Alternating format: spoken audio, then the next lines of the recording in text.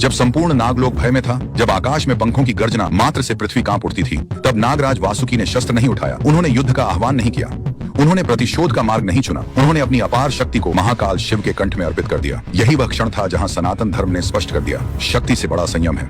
वासुकी जानते थे कि गरुड़ कोई साधारण पक्षी नहीं, वे आकाश के वेग हैं, भगवान विष्णु के वाहन हैं, नागों के लिए भय का कारण भी। पुराण बताते हैं कि गरुड़ और नागों के बीच वैर माता विनता और माता कद्रू के विवाद से उत्पन्न हुआ था। लोक कथाओं ने यह निर्णय सुना दिया कि गरुड़ नागों के शत्रु हैं, परंतु पुराण यहाँ समाप्त नहीं होते। वासुकी चाहते तो नागों को एकत्र कर आकाश से युद्ध कर सकते थे, पर उन्होंने यह समझा कि यदि यह संघर्ष बढ़ा तो पृथ्वी का संतुलन टूट जाएगा। नाग केवल जीव नहीं थे, वे पृथ्वी और काल तत्व के वाहक थे, और गरुड़ केवल शत्रु नहीं थे, वे चेतना और गति के प्रतीक थे। इसलिए वासुकी ने भगवान शिव की शरण ली। शिव पुराण के प्रतीकात्मक वर्णनों में वासुकी नाग का भगवान शिव कंठ में वास इसी सत्य को दर्शाता है। और जब गरुड़ देव भगवान विष्णु के वाहन बने, तब उनके पास पूर्ण सामर्थ्य था कि वे नागवंश का नाश कर दें, पर ऐसा नहीं हुआ। विष्णु पुराण और भागवत परंपरा संकेत देती है कि भगवान विष्णु ने स्वयं संतुलन स्थापित किया। नागों का पूर्ण नाश पृथ्वी के विनाश के समान होता है, इसलिए गरुड़ को रोका गया, नागों को संरक्षण मिला। यह न दया थी न भय, यह धर्म संतुलन था। वासुकी और गरुड़ कभी मित्र नहीं बने, पुराण यह दावा नहीं करते, लेकिन वे एक दूसरे के विनाशक भी नहीं बने। गरुड़ आकाश में स्थित रहे, वासुकी पृथ्वी के संतुलन में, एक भगवान विष्णु के साथ एक शिव के कंठ में। यही सनातन व्यवस्था थी।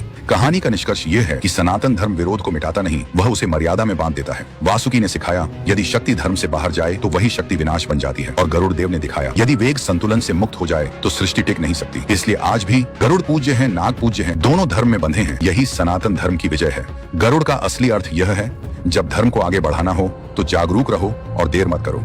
जय श्री राम।